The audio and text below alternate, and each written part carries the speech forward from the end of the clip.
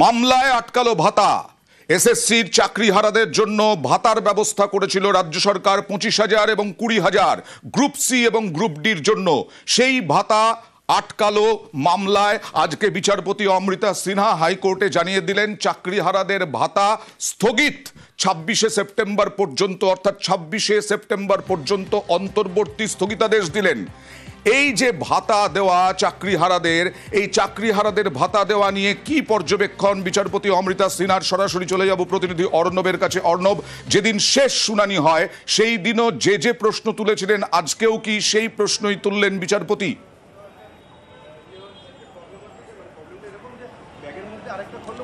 দেখো, আজকে খুব বেশি হলে 2 মিনিটের একটা রায় ঘোষণা ছিল, অর্থাৎ সিএবি এগিয়ে হয়েছিল। রায়দানটা শুধু করলেন বিচারপতি অমৃতা সিনহা এবং তুমি যেমনটা বললে, এই গ্রুপ সি এবং গ্রুপ ডির 25,000 এবং 20,000 রাজ্যের শ্রম দপ্তরের বিজ্ঞপ্তি অনুযায়ী আর্থিক সাহায্য বা ভাতা পাওয়ার কথা ছিল এবং 1 এপ্রিল থেকে যেটা এফেক্ট পাওয়ার কথা ছিল, এই বিজ্ঞপ্তির ওপরই স্টে দিল কলকাতা হাইকোর্ট। অর্থাৎ 26শে সেপ্টেম্বর পর্যন্ত অন্তর্বর্তী স্থগিতাদেশ থাকার অর্থ কোনো চাকরিহারা গ্রুপ সি বা গ্রুপ ডির এই স্কিমের আন্ডারে রাজ্যের এই বিজ্ঞপ্তি অনুযায়ী কোনো টাকা তারা আর্থিক সাহায্য পাবেন না। এবং তুমি যে পর্যবেক্ষণের কথা বললে, একেবারে তাই। বিচারপতি অমৃতা সিনহা যে পর্যবেক্ষণ রেখেছিলেন, যে প্রশ্ন তুলেছিলেন, এখনও রায়ের কপি সামনে আসেনি। তবে মনে করা হচ্ছে আইনজীবীরা আদালতের যারা মামলায় যুক্ত ছিলেন প্রত্যেকেই বলছেন কার্যত সেই একই যে প্রশ্ন তোলা বিচারপতির, কার্যত যে কারণে তোলা তার একটু নির্যাসটা আমি তোমায় বলে রাখি। সংবিধানের 282 আর্টিকেল 282 এবং এখানে যে কথাটা বারবার এই বিবেচনায় এসছিল এই মামলা চলাকালীন রাজ্যের অ্যাডভোকেট জেনারেল এবং সিনিয়র অ্যাডভোকেট বিকাশ রঞ্জন ভট্টাচার্যের মধ্যে, এবং সেখানে হচ্ছে এই আর্টিকেল 282 সম্ভবত এর গেরোতেই আটকে গেল এই ভাতা। আমি আসবো অর্ণব, তবে তার আগে মামলাকারীদের আইনজীবী ফিরদৌস শামীম তার বক্তব্য দেখাবো, তারপরে পরেই তোমার কাছে আসবো। মহামান্য বিচারপতি অমৃতা সিনহা তিনি নির্দেশ দিয়েছেন যে আগামী 26শে সেপ্টেম্বর পর্যন্ত রাজ্য সরকার যে গ্রুপ সি এবং গ্রুপ ডি এমপ্লয়ীদের 25,000 এবং 20,000 টাকা দেওয়ার যে ডিসিশন তারা নিয়েছিলেন, যে স্কিম তারা ডিক্লেয়ার করেছিলেন, সেটিতে অন্তর্বর্তীকালীন স্থগিতাদেশ দিয়েছেন।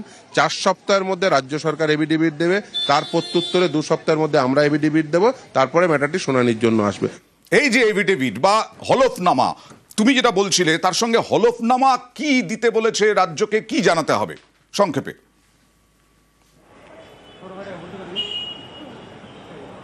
দেখো, এই মামলাটা কোনো রকম হলফনামা আদান প্রদানের বাইরে দুই পক্ষের শুনানির ওপরই সওয়াল শেষ হয়েছিল এবং তার রায়দান হলো আজকে।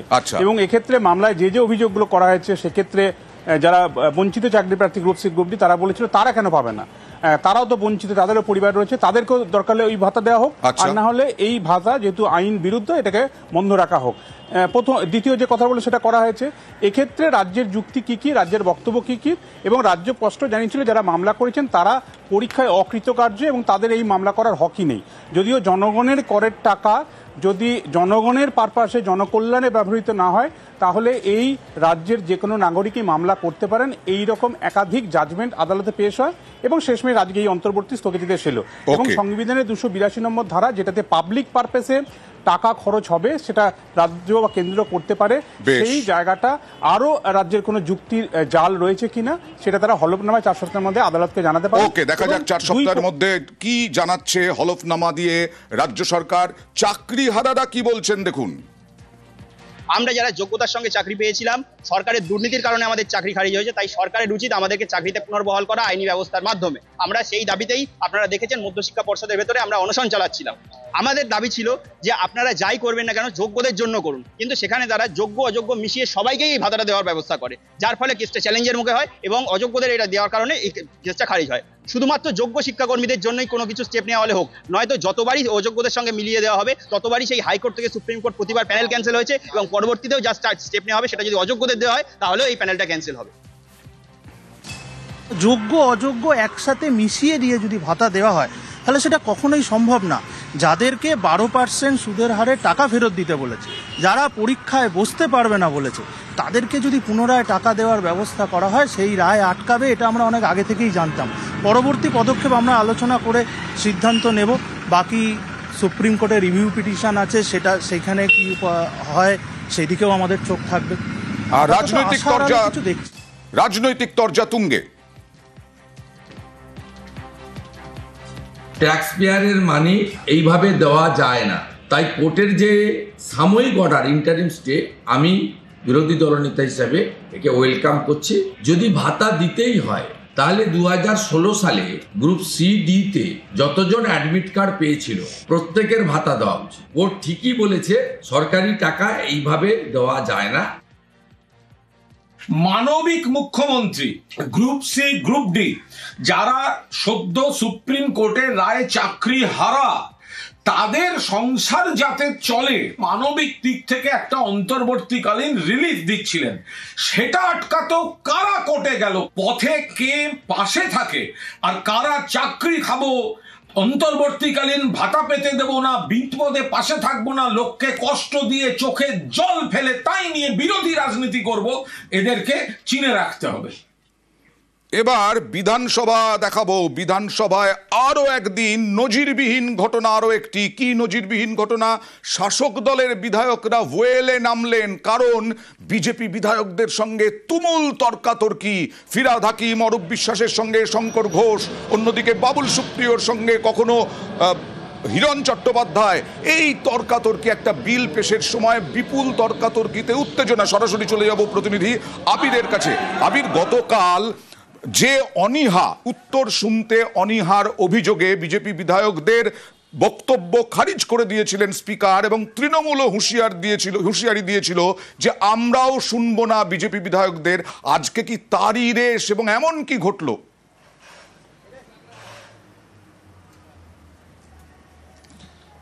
গতকালের ঘটনার রেস তো আজকে শুরু থেকেই, এবং যে কারণে বিধানসভার অধ্যক্ষকে কার্যত রবীন্দ্রনাথের উদ্ধৃতি ধার করে বলতে হয়েছে, যারা যেতে চায় তাদের যেতে দাও। এবং বিজেপি বিধায়করা যখন বেরিয়ে যাচ্ছেন, তো প্রথমার্ধের এই ঘটনার রেশ দ্বিতীয়ার্ধের শুরুতেই হয়, এবং আজকে কৌশল বদল করে শাসক দলের যারা বিধায়করা রয়েছেন তারা কার্যত পাল্টা বিরোধী দলকে আক্রমণে যান। ঘটনার যে সূত্রপাত সেটা তুমি জানো, যে গত কয়েক অধিবেশন জুড়েই তৃণমূল কংগ্রেসের তরফ থেকে শাসক দলের বিধায়কদের তরফ থেকে অভিযোগ থাকে যে তারা বিরোধীরা তাদের বক্তব্য শোনেন না, তারা অধিবেশন কক্ষ ত্যাগ করে চলে যান, ওয়াকআউট করে চলে যান, এটা চলতে পারে না। এবং গতকালও যখন তাদের বক্তব্যকে এক্সপ্যান্ড করে দেওয়া হয়েছিল, রেকর্ড থেকে বাদ দেওয়া হয়েছিল, তখনই বিধানসভার অধ্যক্ষ বিধানসভার রুল বুক 325-এর কথা উল্লেখ করেন। এবং আজকেও যখন শঙ্কর ঘোষ তিনি যখন বলতে ওঠেন, তখন পাল্টা শাসক দলের বিধায়করা তারা বলতে শুরু করেন যে তারা কেন বিরোধী দলের বক্তব্য বা কথা শুনবেন, তারা তো শাসক দলের কথা শোনেন না। এবং তার প্রেক্ষিতেই দেখতে পাওয়া যায় যে নজিরবিহীনভাবে বিক্ষোভের ঘটনা। এবং সাম্প্রতিক সময় অন্তত লক্ষ্য করতে পারা যায়নি যে শাসক দলের বিধায়করা কার্যত ওয়েলের কাছাকাছি পৌঁছে যাচ্ছেন, সেখান থেকে তারা তুমুল স্লোগান দিচ্ছেন, তারা চিৎকার করছেন। তবে বিধানসভাতে একটা বিষয় থাকে যে স্পিকার যদি চেয়ার ছেড়ে উঠে দাঁড়ান, যাকে বলা হয় রুল বুক অনুযায়ী স্পিকার অন লেগস, সেটি হলে সকলকে বসে যেতে হয়। এদিনকে দেখতে পাওয়া গিয়েছে যে বিধানসভার অধ্যক্ষ চেয়ার ছেড়ে উঠে দাঁড়ানোর পরেও কোনো বিধায়ক তারা বসেননি, তারা পাল্টা স্লোগান দিতে থাকেন। এবং পরবর্তী সময়ে কার্যত দেখতে পেলাম যে বিজেপি বিধায়করা তারা ওয়াকআউট। একদম, তুমি যখন ফোনও দিচ্ছিলে কিছুক্ষণ আগে, কয়েক ঘন্টা আগে, তখনই আমরা বুঝতে পারছিলাম তোমার ফোনের মাধ্যমে কি আওয়াজ আসছে, তুমুল তর্কাতর্কির। কি বলছেন শোভনদেব চট্টোপাধ্যায় আর তার সঙ্গে শঙ্কর ঘোষ, দেখুন। আমরা দেখেছি যে কিছুক্ষণ চিৎকার করলো, স্লোগান দিল, ওয়াকআউট করে চলে গেল। এটা বছরের পর বছর হয়েছে। এখন ওরা নতুন পদ্ধতি ধরেছে, ওরা ওদের বলবেন, বলার পর ওরা বেরিয়ে চলে যাবেন। গণতন্ত্রের পক্ষে বিপজ্জনক একটা ট্রেন্ড। আমরাও যদি বেরিয়ে যাই ওরা বলার সময়, সে তো ভালো দেখাবে না। কারণ আমাদের দায়িত্ব হচ্ছে হাউসটা চালানো। যখন ন্যায় সংহিতা পাশ হয়েছিল তখন উভয় কক্ষ থেকে 143 জন সাংসদকে বহিষ্কার করে দিয়ে তারপর ওটা পাশ করে নেওয়া হয়েছিল। So attitude is very clear. ওরা ওদের বক্তব্য বলে বেরিয়ে চলে যাবে, সরকার পক্ষের বক্তব্য শুনবে না। আজকেও দেখলাম আমরা একই করলেন, গতকালও তাই করেছেন। আমার মনে হচ্ছে পরবর্তী যে আলোচনা আছে সেখানে ওই একই ব্যবহার ওরা করবে। কোন রুল বুকে শাসক বিরোধীদেরকে নির্দেশ দিতে পারে স্পিকার সাহেবকে জানতে চাইলেও স্পিকার সাহেব এর উত্তর দিতে অপরাগ। উনি আমার বক্তব্যকে এক্সপাঞ্জ করতেই ব্যস্ত। এক্সপাঞ্জ করার নাম করে অম্বিকা রায়, অশোক লাহিড়ীর বক্তব্য বাদ দেওয়া হয়েছে। স্পিকার সাহেব, আপনি আমাদের বিরুদ্ধে প্রিভিলেজ আনতে পারতেন, আপনি আমাদের বিরুদ্ধে সেন্সার করতে পারেন।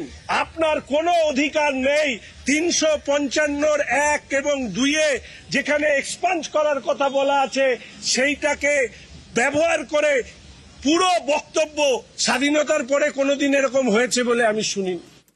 এবার পাঠানখালী পঞ্চায়েত নাম তো এখন সংবাদ শিরোনামে, কারণ ভুয়ো বার্থ সার্টিফিকেট প্রচুর। আর এবার ডেথ সার্টিফিকেট, ওই পঞ্চায়েত থেকে ডেথ সার্টিফিকেট ভুয়ো 510টি ভুয়ো ডেথ সার্টিফিকেট বাতিলের জন্য চিঠি, স্বাস্থ্য দপ্তরে চিঠি, দক্ষিণ 24 পরগনা পুলিশের।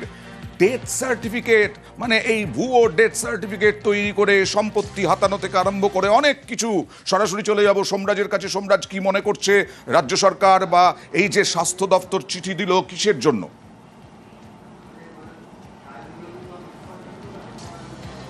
দেখো, মূলত যখন এই জন্মের ভুয়ো শংসাপত্রের ইস্যু নিয়ে তদন্ত শুরু করে কলকাতা পুলিশ এবং দক্ষিণ 24 পরগনা জেলা প্রশাসন, সেই তদন্ত শুরু করতেই দেখা যায় যে শুধুমাত্র জন্মের ভুয়ো শংসাপত্র নয়, এবার ডেথ সার্টিফিকেটও ভুয়ো। অর্থাৎ এমন কিছু ডেথ সার্টিফিকেট ইস্যু করা হয়েছে যেগুলির কোনো রেকর্ড নেই।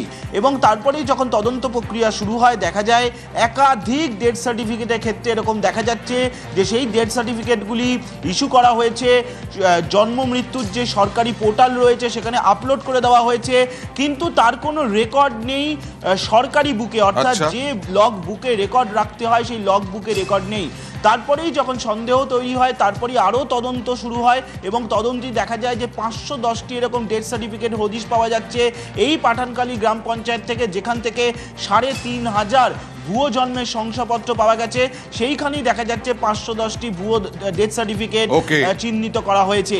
এবং তারপরেই দক্ষিণ 24 পরগনা জেলার মুখ্য স্বাস্থ্য আধিকারিক রাজ্যের স্বাস্থ্য দপ্তরকে চিঠি দিয়ে জানায় যে এই 510টি ভুয়ো ডেথ সার্টিফিকেট সরকারি ওয়েবসাইট যে রয়েছে অর্থাৎ জন্ম মৃত্যু পোর্টাল, সেখান থেকে যাতে অবিলম্বে বাদ দেওয়া হয়।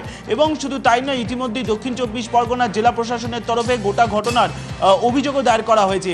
কিন্তু এই যে শুধুমাত্র ভুয়ো জন্মের শংসাপত্র নয়, এবার ডেথ সার্টিফিকেটও ভুয়ো বেরিয়েছে।